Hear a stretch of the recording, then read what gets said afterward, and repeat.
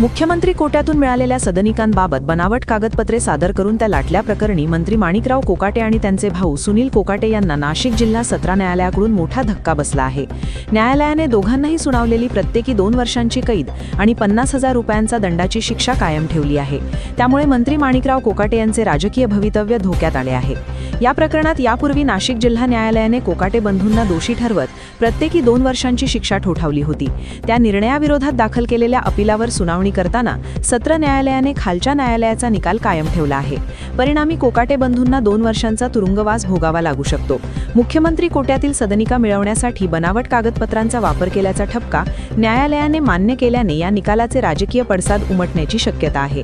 मंत्रिपदावर असलेल्या व्यक्तीला दोषसिद्धी झाल्याने नैतिकतेच्या आधारावर राजीनामा देण्याची मागणी विरोधकांकडून जोर धरू शकते।